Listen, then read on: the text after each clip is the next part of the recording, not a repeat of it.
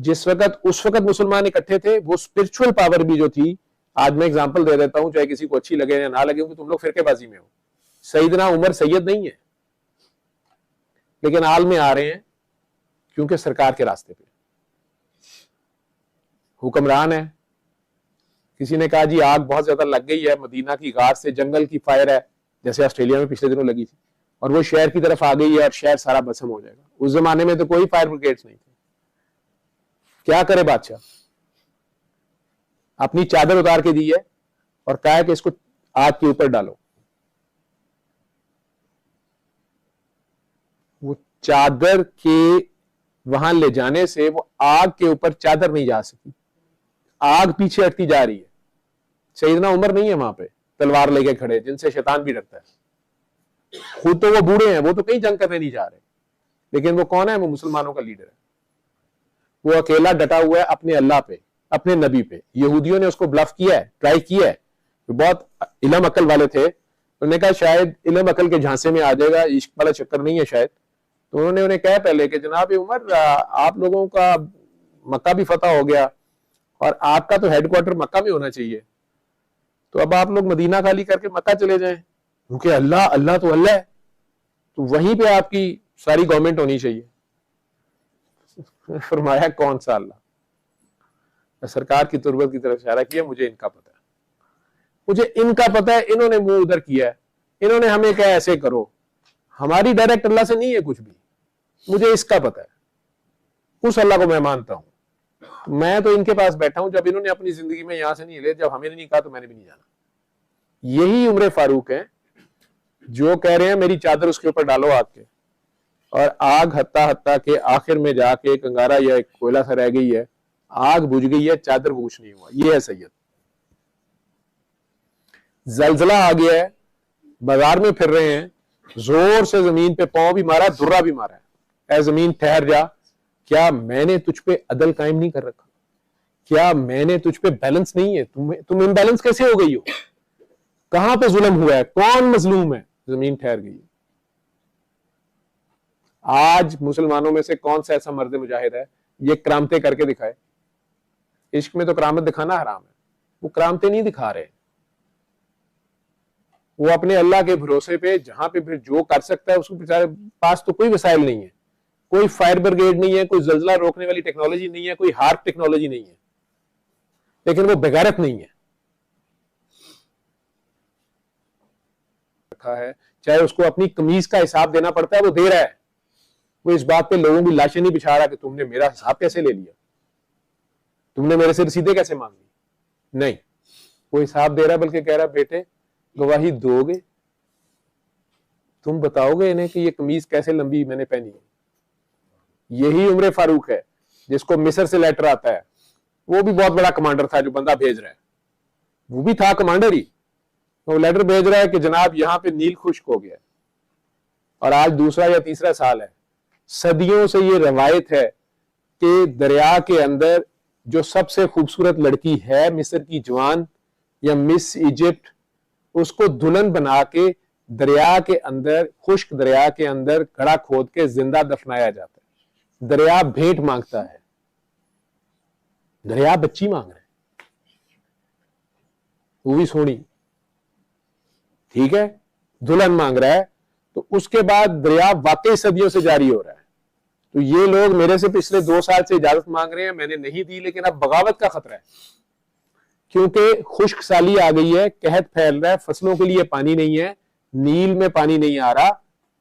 तो फिर आप इजाजत दे दें, क्या आप इजाजत देते हैं कि मिस यूनिवर्स की तरह मिस इजिप्ट सेलेक्ट की जाए, उसे दुल्हन बना के दरिया में दफनाया जाए ताकि बगावत ना हो जाए? ये मुसलमान तो हुए हैं, लेकिन बस ऐने की नहीं मुसलमान, 2 दिन भूख लगी है, अब जरा हालात के अल्लाह तो कह रहा है कि मैं तुम्हें आजमाऊंगा, ये मैसेज है, मैं तुम्हें आजमाऊंगा कुछ खौफ से, कुछ भूख से। आज आप लोगों पे खौफ तारी है, भूख से, फलों की, सब्जियों की कमी से, औलाद से, जान से, माल से, क्योंकि तुमसे पहलों के ऊपर भी ये आजमाइशें गुजरी हैं। क्या तुम्हें सिर्फ तुम्हारे ला इलाहा इल्लल्लाह मुहम्मद रसूलुल्लाह कहने में बख्श दिया जाएगा?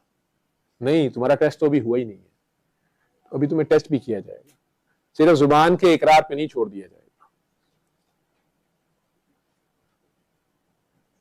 अब ये लेटर सैयदना उमर फारूक को मिलता है।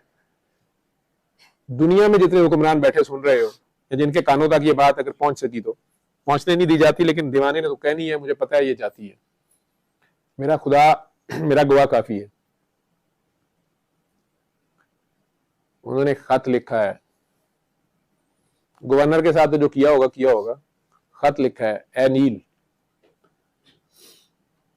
तुझे अल्लाह का गुलाम उमर ये हुक्म देता है कि अगर तो तू अल्लाह के हुक्म से चलता है तो फिर जारी हो जा, और अगर तू बच्ची लेके ही चलना है तूने तो फिर क़यामत तक इंतजार कर, बच्ची नहीं आनी, कसमा नु खा। और कहा कि ये जाके दरिया में दफना दो, उस जगह पे जहां बच्ची दफनानी है वहां ये खत रखो ना जरा, मैं देखता हूं ये दरिया, ये फल, ये मेवे, ये खुदा के हुक्म से आते हैं या बच्ची लेके आते हैं? सारे ही पूर्ण हो गए, अल्लाह दी शान। ये एक बहुत बड़ी तबलीग भी थी, ये एक बहुत बड़ी कन्विक्शन थी जो आज हमारे में नहीं है। आज हम असबाब गिन रहे हैं, आज हम वसीले ढूंढ रहे हैं, आज हम कैलकुलेशंस कर रहे हैं, नहीं फाइनल में नहीं जा सकते, 277 रन से जीतेंगे, वो कैसे होगा इतने घंटों में? ये तो तुम्हारा इजाद है। और बात भी पता चल गई है कि पूरे का पूरा मैच, पूरा वर्ल्ड कप जो है वो फिक्स्ड है, एक ड्रामा है, एक WWE की कुश्ती है। हमारा वही बेस्ट पास टाइम है, बैठे रहो। फलस्तीन में क्या हो गया है, इसराइल क्या कर रहा है, किसी को फिक्र है? वहां इस वक्त सर्दी शुरू हो रही है, या रात को ठहरने का क्या इंतजाम होगा? छोटे छोटे बच्चे जिनके सारे मर गए, कोई एक आध बच्चा बच गया, वो किधर फिर रहा होगा? कोई छोटी बच्ची किधर पनाह ले रही होगी?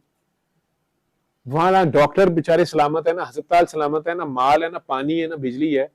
वो पूरा एक शहर है, कुंजान आबाद शहर। क्यों हुआ ऐसा? किसी में जुर्रत है उठ के बोले? उन लोगों का क्या कसूर है? पता भी चल गया है कि जनाब उन्होंने खुद मान लिया, हमारे हेलीकॉप्टर की फायरिंग से वो जो म्यूजिक फेस्टिवल वाले थे वो मरे थे।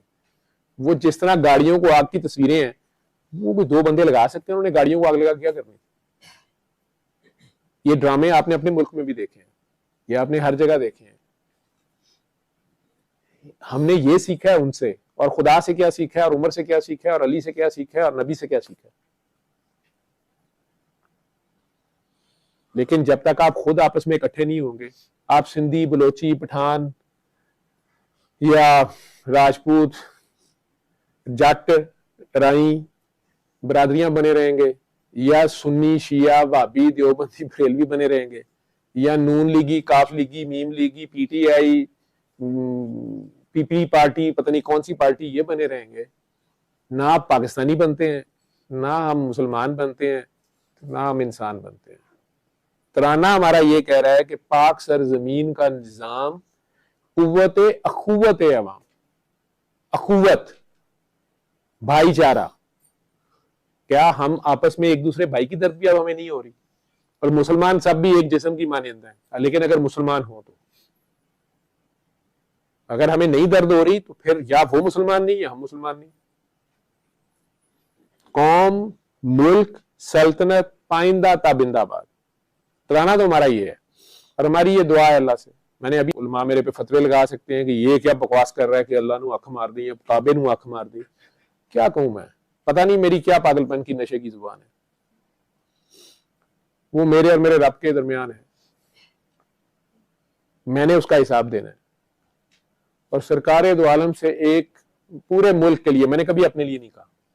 मुझे कोई भी कहे डॉक्टर साहब मैं वहां जा रहा हूं, क्या करूं आपके लिए, क्या लाऊं, मैं कहता हूं तो इस मुल्क के लिए एक वालेकुम अस्सलाम व रहमतुल्लाहि व बरकातुहू मदीना मुनव्वरा से ले आना, वो आया है। ठीक है, दमाल डली है। हमारी पागलों की आखिरी नमाज दमाल होती है, हमारी आखिरी दुआ दमाल होती है, जिन्ना तेरी मर्जी नचा बेलिया। ठीक है, महाबुत ही न जो समझे, महाबुत वो जालिम प्यार किया जाए। ठीक है, ये जालिम बहुत ज्यादा नमाजें, परहेजगार, इबादतें तो पढ़ लेते हैं, अपनी जानों पे जुल्म भी कर लेते हैं। शैतान ने बहुत इबादत की हुई थी, तो अल्लाह ने कहा कि वो सब ठीक है, लेकिन ये मेरी मोहब्बत है, इसको जरा तुम भी प्यार करो। नहीं माना, उन्होंने कहा ये तो बुत है, बुत परस्ती तो करनी नहीं। ठीक है, तो हम जो बुतों से प्यार करते हैं, नकले परवरदिगार करते हैं, लेकिन ये जो प्यार है ये तुम्हें दिल लगी भूल जानी पड़ेगी। जरा मोहब्बत की महाबुत की राहों में आके तो देखो। महाबुत की जो राहें हैं ना, ये मक्का से होती हुई करबला खत्म होती है। तो अल्लाह का शुक्र अदा करो कि तुम पे कोई करबला तो नहीं बीती। किसी हाल में घबराना नहीं है, तंगी में आसानी है। इन्नल्लाह मास साबरीन, ये मेरे मैसेज याद रखना। वो जो आयत है ना जो आखिर में खत्म होती है, इन्ना लिल्लाहि व इन्ना इलैहि राजिऊन, तो बहरहाल हमें अल्लाह ही की तरफ लौटना है, तो हमने अल्लाह ही की तरफ जाना है। तो अभी लौट जाओ, अभी से अल्लाह को प्यारे हो जाओ, अल्लाह से प्यार करना शुरू कर दो यार, मर जाओ उसके ऊपर। ये अपनी ख्वाहिशें, कहते हैं डॉक्टर साहब मैं किवें मरती है, मैं इसी तरह मरती है जब वो मारे, जहां वो कहे ना मैं मारो। इब्राहिम अलैहिस्सलाम ने कहा, ये कौन से इब्राहिम अलैहिस्सलाम है जो छोटी सी उम्र में बाप के आगे खड़े हो गए, खुद वो बाप के आगे खड़े हो गए कि ये मेरी मां नहीं आज से बुत शुद्ध साफ करेगी, अगर नहीं इसने साफ किया क्यों आपने उसे डांटा है। ये बुत जो अपने आप को साफ नहीं कर सकते, मेरी मां इनकी नौकरी लगी। और अगर कुल्हाड़ा लटका दिया, जब बाप ने पूछा ये क्या हुआ, कहता है इसको नहीं कर सकता है। उसने कहा जब आपको पता ही नहीं कर सकता तो फिर आपने इसे क्यों पाला हुआ है। बाप बादशाह के दरबार में ले गया है, बादशाह कह रहा है तुम्हें पता है कि मैं जिंदगी और मौत का मालिक हूं। उसने कहा वो मेरा अल्लाह मालिक है। उसने कहा नहीं, मैं तुम्हारी अभी जान ले भी सकता हूं। नमरूद कह रहा है मैं खुदा हूं। कह रहे अच्छा, ये गुस्ताख गया, इसको आग में डालो। अब वो कहें कि नहीं मैंने आग में नहीं जाना, जरा बाप दे अगे खलो गया है, तो वो उस आग में भी गुजर गए उस अल्लाह की खातिर। कौन से जिब्राइल साहब आके उन्हें कह रहे हैं कि जनाब बच्चे तगड़ा हो, कोई मसला नहीं, हक की पहचान ये है, ये उस नस्ल के पास है, हक और अली जुदा नहीं हो सकते। इसलिए मैंने कहा ना कि नाराए तकबीर भी शिमर के खैम से लग सकता है, नाराए रसालत भी उधर से लगा देते हैं, दाढ़ियां उन्होंने भी रखी होती हैं, माथे पे मेहराब भी बना लेते हैं, सब कुछ हो जाता है, लेकिन कब वो मुर्ताद हो गए ये पता नहीं चलता। तो नाराए हैदरी ये नहीं लगा सकते। नाराए हैदरी जो है वो कभी शिमर के खैमों से नहीं आएगा, आएगा भी तो वो नहीं होगा।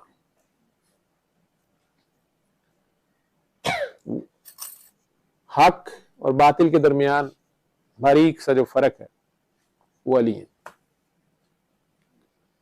और यही अली हजरत उमर के साथी हैं, उनके मुशीर हैं, उनके पार्टनर हैं। आपस में जो भी डिफरेंसेस हैं, लेकिन ये साथी हैं। वही सईदना उमर जो है वो मदीना मुनव्वरा में बैठे जुमा पढ़ा रहे हैं। कोई मोबाइल फोन नहीं है, कोई वीडियो फोन नहीं है, कोई सैटेलाइट टेलीफोन नहीं है। आज तो ये करामते गोरे की ये कामयाबी है कि उसने ये सारी चीजों की फिजिकल जो है बेसिस निकाली है और आपकी पकड़ के ट्रिब्यूट ऐड कर दी है, और आपके पास रूहानियत भी नहीं रही।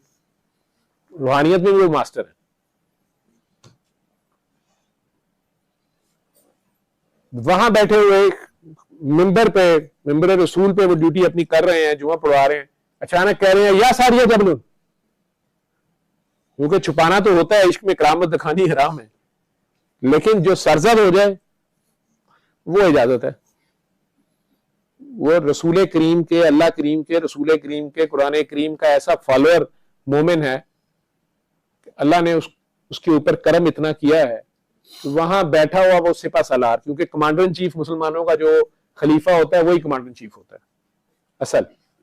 वो चाहे जंग में वहां नहीं गए हुए, सारिया जंग कर रहे हैं वहां ईरान में, और कई लोग जो मस्जिद में बैठे हैं वो हैरान होकर कहते हैं जी सारिया तो मस्जिद में नहीं है, सारिया तो फौज के साथ गए हुए हैं ईरान, आप क्या कह रहे हैं या सारिया जबल, पहाड़ की तरफ देखो, जबल पहाड़ को कहते हैं।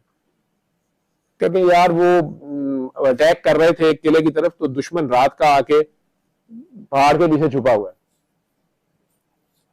वो सारिया को मुझे अचानक कहना पड़ गया कि वो किले की तरफ अटैक तो कर रहे हैं, पीछे से वो उनके ऊपर अटैक करेंगे। मेरे मुंह से निकल गया कि यार पहाड़ की तरफ देखो। यार कितनी यहो जी गल तो नहीं सी हुई, पहाड़ के पीछे भी कोई गल सी। उन्होंने कहा अमीरुल मोमिनीन की, बैठ जाओ उधर ही, अमीरुल मोमिनीन की आवाज उस दिन ना आती तो हम मारे गए थे। हम तो अटैक कर रहे थे कि अचानक हमें, और हमने टाइमली उसको काउंटर कर लिया, नहीं तो बहुत बुरी तरह हमने दो तरफ से घिर जाना था। सईदना उमर की हवा के ऊपर, एयरवेव्स के ऊपर, जमीन के ऊपर, जमीन, मट्टी, आग, पानी, हवा, इन्हीं चीजों से आपका जिस्म बना है ना। ये चार अनासर जो हैं, इनसे आपका जिस्म बना हुआ है। मादा, मटीरियलिज्म, ये मादा जो है, ये इन चार चीजों में भी रूह है, फरिश्तों की भी हो। हजरत इंसान को अल्लाह ने जो फौकियत दी है, मेरे नजदीक इंसान के अंदर अल्लाह की रूह है। ये कोई खास राज है, ये पांचवा अंसर इंसान में है।